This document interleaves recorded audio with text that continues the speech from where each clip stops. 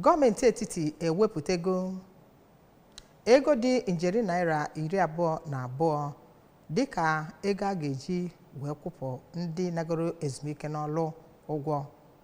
Anyị na-anụ n'ihe gafere mmadụ 76 bụ ndị nwụrụnụ n'oge enwere ihe ọgbata uhie na Turkey.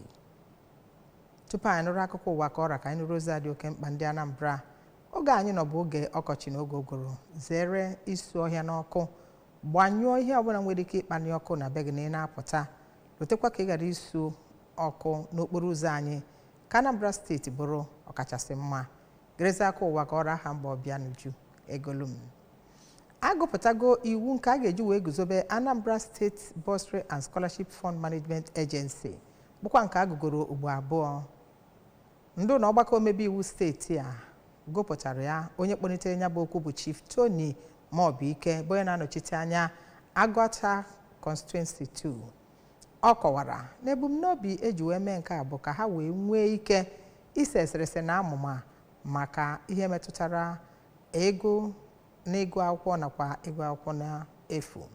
Ka anyị sonyere Emmanuel Chibata, onye na-eme ewetara anyị ihe na-eme n'ụlọ ọgbakọ omebe iwu steeti a.